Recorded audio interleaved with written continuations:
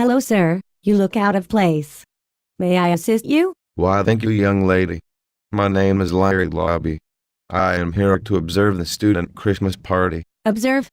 Mr. Lobby, what can you possibly learn from this party? Young lady, I am doing a due diligence study for possible investment. Investment? Clearly you are in the wrong room.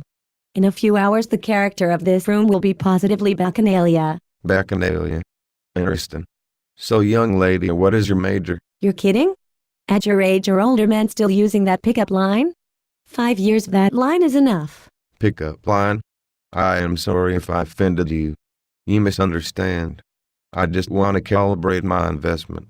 What is with the numbers on your t-shirt? Oh, that? It is a joke. Prison garb with my student loan balance engraved. $101,981. Really, over 5 years? You must be a double major. Triple major actually. Music, history and biology. All very useless right now. I am approaching graduation with great trepidation. How am I to pay off my loan? Actually, young lady, that is an impressive achievement. Triple major. You must have worked very hard. Sadly, yes. I missed a lot of football games and off-campus parties. Still, I am unable to land a job. How was I talked into 3 degrees? Flattery, I presume. Each professor praised your precocious abilities. You lapped it up like an impressionable puppy dog. Am I right? Yes. And now I know I was duped and now I am stuck with 100 grand of debt. All the other students were told the same right. I bet each student received at least an A or B for each class. Yes? How did you know? I mean, it was hard to excel with such mediocrity. Grade inflation is so pervasive. Well, young lady, I am sorry, what is your name? Susie. You can call me Susie. You see, Susie, you and your friends exist only for your professors and administrators' gravy train. Your indebtedness means nothing to them. You are used as a conduit to obtain dollars for themselves. No. You are a cynical old man.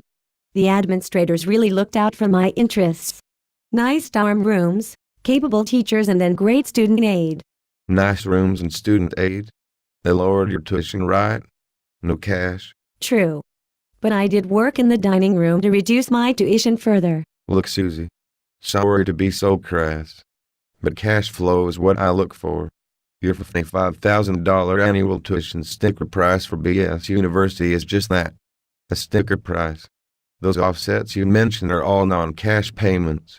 You are only getting the illusion of a deal, a common marketing ploy. True. And you provided them with real hard cash. True. Those fancy dorm rooms are merely expensive stables for the university to house their investment.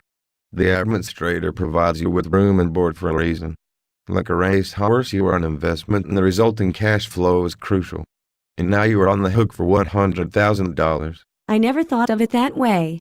But the teachers and administrators are so nice. Heck yeah. I would kiss the very ground you walk on to get those federal dollars into my coffers. Yes. Those loans were very easy to get. But now I cannot get rid of them. Yes. Really quite a coup for these universities. Honestly. So you took how many classes per semester? 5. And how many students per class? Sometimes 100 and sometimes 20. But on average about 50. Okay, let me think. So a year is 250 working days. 2 semesters is about 166 days for 50 students paying $40,000 on average. 50 times 40,000 divided by 166 is approximately, holy crap, $12,000 per day per classroom. Hotel meeting rooms cost $1,500. Interesting. As an individual calculation, take my $40,000 and simply divide by 166 to get $240 per day. In addition, I must party and have some sort of social life. While you and your friends party, the university president makes $900,000, not to mention his boardroom perks. The football coach makes $2 million in addition to his commercial endorsements. The football team's television revenues are staggering. The players get a watered-down education. And your darling are in debt $100,000. How is this a non-for-profit enterprise? And why is this tax-free? Really, you are asking some tough questions. Ask me about history or music. Okay, look at the Roman Empire. It collapsed. Its government became corrupt with senatorial self-dealing. Sound familiar? Universities have a special place in history. They're black holes of financial wealth. They absorb a massive amount of the national wealth, all tax-free. Black holes? How so? Well, Susie, you are a scientist as well as a history major. Complete the sentence. Nature abhors a Vacuum. Exactly. As a hedge fund manager, we fight over the tax differential of 15% ordinary dividends and 35% taxable income. Universities, of course, have non-for-profit tax status, and that tax differential creates enormous potential for outsized profits. Similar to two adjacent rooms with far different air pressures? Open the door and you can feel the flow of air. High pressure to low pressure. Exactly. Why, you are very fast. I am already beginning to like my investment. Wait? What investment? And why is a hedge fund manager at a cheap student Christmas party? Well, Susie, I'll enlighten you. What rate do you pay on your student loan? Well, it is in a grace period now.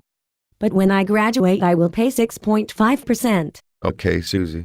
That grace period is bogus. An implicit carrying cost and embedded in the loan. How about I cut you a deal? I will pay off the loan, and I will offer a new loan at a more prevalent market rate of 4.75%. I profit while you escape the implicit carrying cost. Done. That is quite a reduction. Why would you do that? Well, my investors are looking for safer investment with about a 10-year duration. Corporate bonds are too risky, and you are a quality student from BS University. I would not pick just any lame-ass university. Really? You would investment in me? Yes. While my manners may be crass, as my intentions are purely to make money. I am not trying to put you into debtor's prison. My investors think you can pay off the loan, and there are thousands of students like you. I am creating a loan portfolio with high-quality students as the underlying asset. But my degrees are lame in this high-tech world. Susie, let me give you a tip.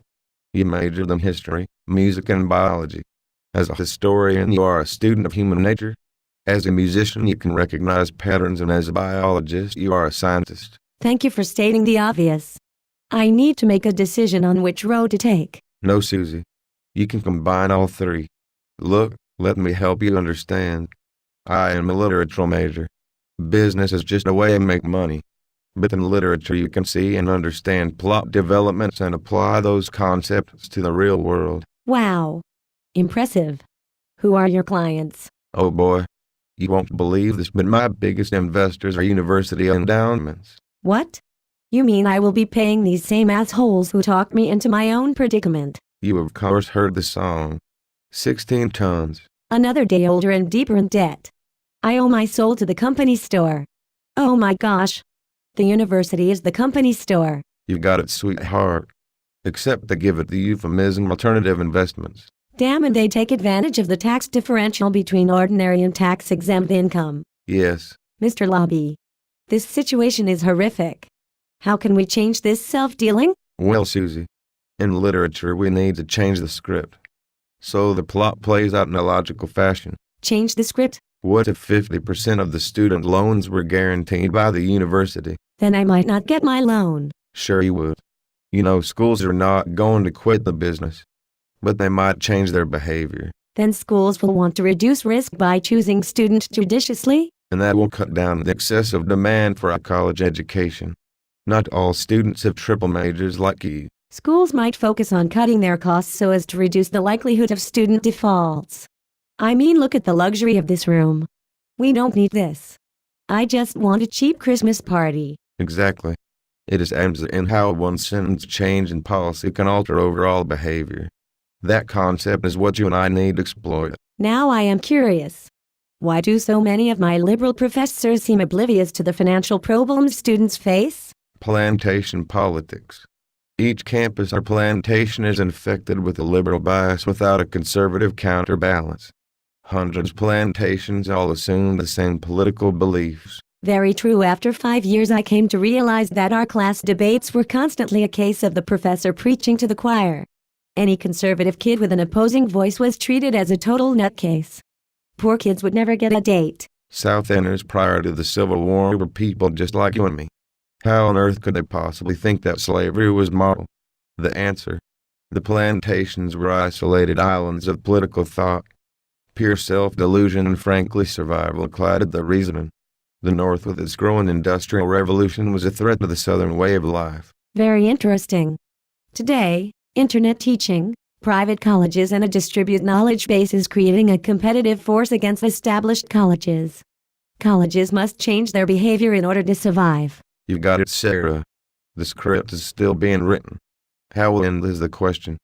But we know there's always profit in recognizing change. Mr. Lobby, this conversation was most enlightening. I would like to talk to you about job opportunities for a person like me. My pleasure, Susie. I would be delighted.